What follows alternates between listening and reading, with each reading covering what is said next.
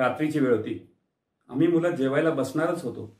तोच आमचा घरगडी मल्लय्या अम्मा अम्मा अशा हाका मारत म्हशीच्या गोठ्याच्या दरवाजानं घरात शिरला. त्याच्या आवाजातला कंप आम्हा सर्वांनाच जाणवला. झालं तरी काय असे म्हणत आम्ही सर्वजण पडवीत आलो. बघतो तर काय की मल्लय्याच्या हातात काहीतरी बोचक्यासारखं होतं. आईनं विचारलं, काय आहे काय तुझ्या हातावर? काय उचलून आणलंस तू? मल्लय्या म्हणाला, अम्मा लेकरू आहे, माणसाचं लेकरू. आई म्हणाली, अरे पण कोणाचं पोर? तू का उचलून आणलास? मल्लय्या म्हणाला, 2 दिवसापासून हे लेकरू देवळाजवळच्या झाडाखाली पडून आहे. कोणी काय खायला दिला तर दिला. आज त्याची दशा मला बघवना म्हणून मी उचलून आणलं होते. आईने जवळ जाऊन पाहिलं. त्याच्या अंगावर माराचे मुळ, शरीराचा पिंजरा झाला होता. अंगात ताप होता. ते पोर निश्चित पडून होते. आईचा जीव कळवळला. तिने मल्लय्याला सांगितले, बैठकीच्या बाजूच्याच खोलीत ठेव त्यांना. मोठा भाऊ पुढे सरसावला. त्यांनी खोलीत अंथरूण पसरलं व मल्लय्यानं अलगद त्या लेकराला खाली ठेवलं. नंतर चमच्यानं त्याला दूध पाजलं. कोमट पाण्यानं त्याच्या जखमा पुसल्या व त्याच्यावर कसलंसं मलम लावलं. दुसऱ्या दिवशी आमच्या नेहमीच्या डॉक्टरांना बोलावणं पाठवलं, कारण त्या मुलाला दवाखान्यात घेऊन जाणं शक्य नव्हतं. डॉक्टरांनी त्याला तपासलं व म्हणाले, 8 दिवस द्रवपदार्थ द्या, रोज मलमपट्टी करा आणि मी देतोय ते औषध नियमित ठरल्या वेळी द्या. मल्लय्याने 8 दिवस त्या मुलाचे औषध पाणी सांभाळले. 8व्या दिवशी मल्लय्यानं त्या मुलाचा हात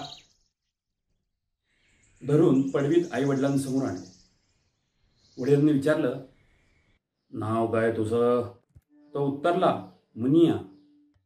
त्यांनी पुढे विचारलं, कोणत्या गावचा तू? मुनिया म्हणाला, तांड्यावर राहतो. आईनं विचारलं, इथं कोणी आणून सोडलं तुला आणि तुला मारलं कोणी? तसं त्याच्या डोळ्यातून आसवं उघळली. तो म्हणाला, आई वडील नाहीत मला, भाऊ भाऊजही हायती. त्यांनी मारलं आणि इथल्या झाडाखाली आणून टाकलं बघा. खरं मग मर म्हणाले मला. मी असा काही कामाचं नाही. खरंच बिचारा मुलावर देवाने खूपच अन्याय केला होता.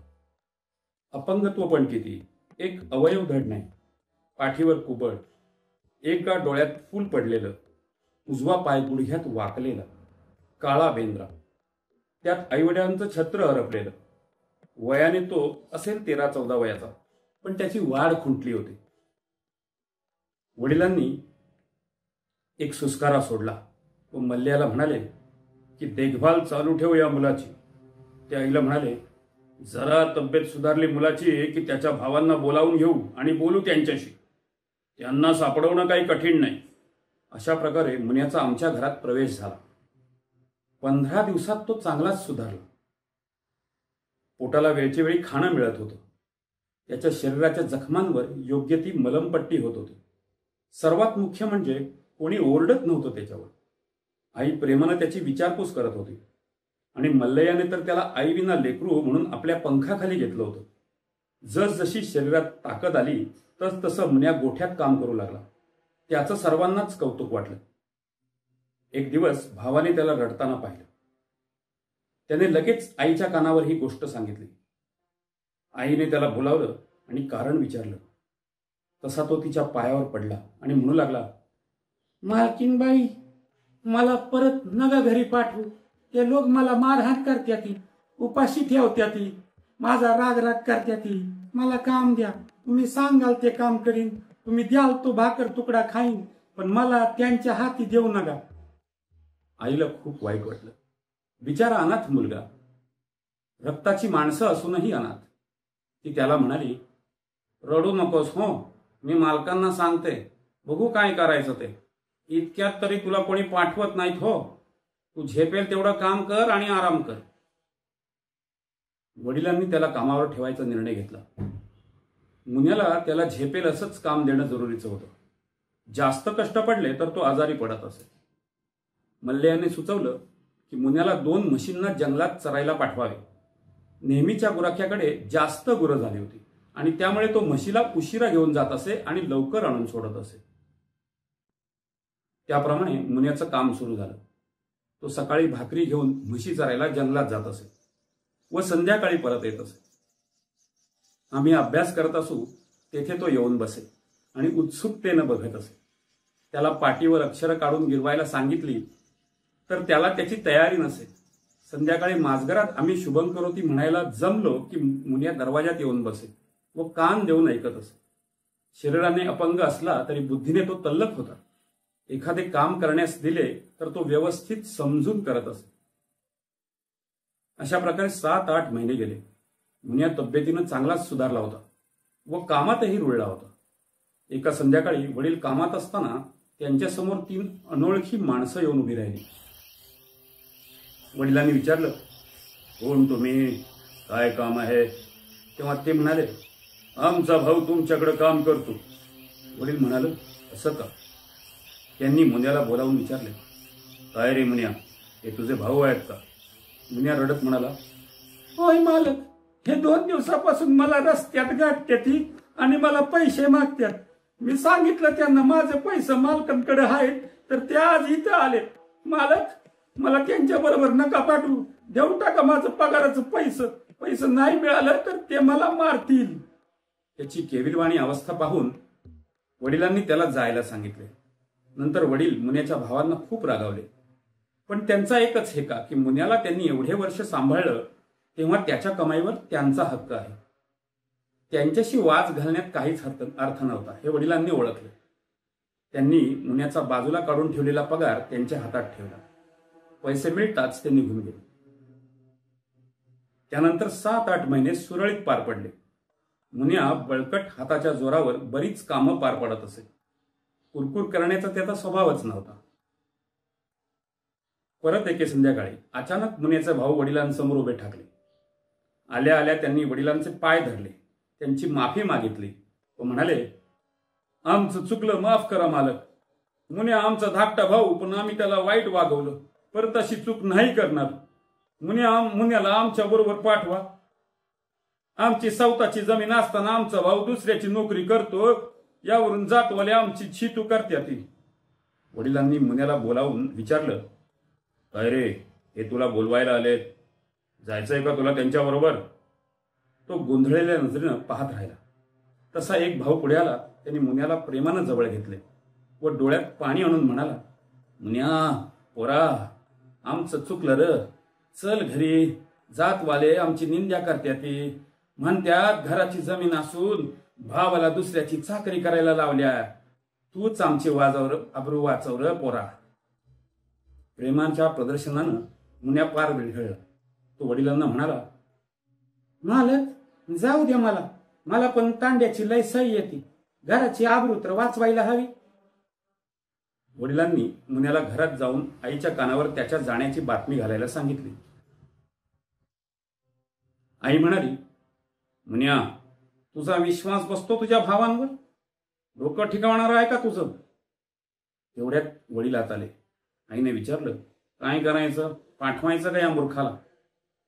वडील म्हणाले, ही नक्कीच त्या लोकांची खेळी आहे, पण आपण काय करू शकतो? त्याचे भाऊ आहेत ते. शिवाय मुनियाला त्याच्या वातावरणात जावंसं वाटलं तर त्यात चूक काय? शेवटी मुनिया त्याच्या पगाराचे पैसे घेऊन गेला. आम्ही साशंक मनाने त्याला निरोप दिला. मुनियाच्या जागी दुसरा माणूस नेमण्यात आला.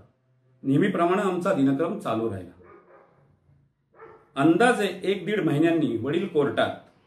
आम्ही शाळेत असताना ऐन दुपारी मुनियाने घरात प्रवेश केला. त्याला पाहून आई चकित झाली. त्याचा केविलवाणा अवतार पाहून आईने जाणलं की मारझोड करून मुनियाला हकलून लावले आहे. तो आईच्या पाया पडला.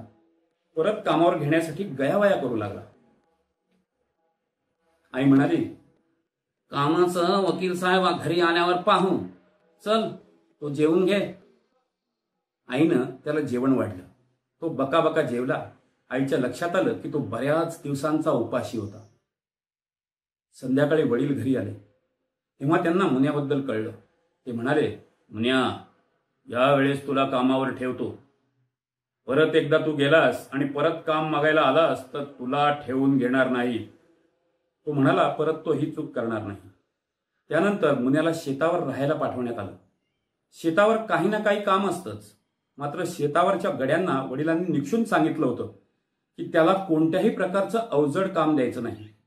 मुन्या शेतात लवकरच रुळला. तो सहजपणे दुसऱ्याशी जमवून घेत असे. आता हेच पहा ना, शेतावर राहणाऱ्या गड्याच्या बायकोला मुन्याच्या जेवणाचं बघायला सांगितलं होतं. जेवण म्हणजे 2 वेळच्या भाकऱ्या आणि कोरड्यास म्हणजे भाजी नाहीतर कोरडं पिठलं. मुन्या गड्याच्या बायकोला म्हणजे यमीला मदत करत असे. तिचं तांदूला मूळ सांभाळत असे, भांडी घासत असे. त्यामुळे यमी त्याला प्रेमानं खाऊ घालत असे. जवळजवळ 1 वर्ष ठीकठाक गेलं.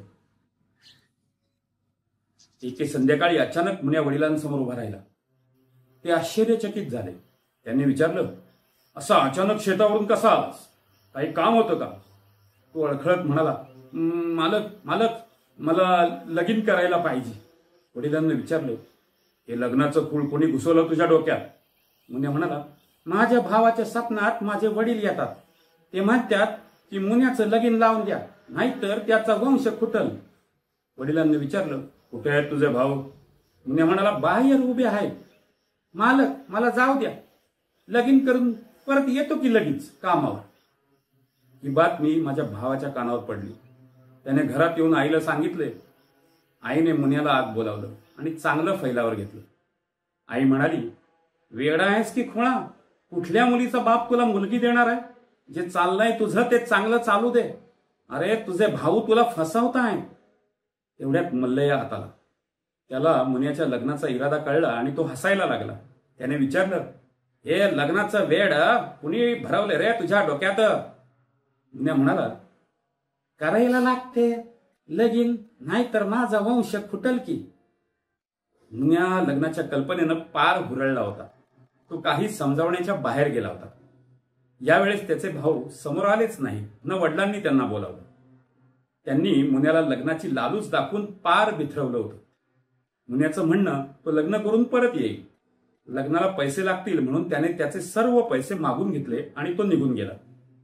तो जाऊन 15 दिवसच झाले असतील. एक दिवस मल्लय्या सांगत आला की मारुतीच्या देवळापाशी त्याला मुन्या भेटला. लग्न बिग्न काही करून नाही दिलं त्याच्या भावांनी. पैसे हिसकावून घेतले आणि शेतावरच्या कामाला जुंपलं. ते काम त्याच्याने होईना तेव्हा हाकलून दिलं.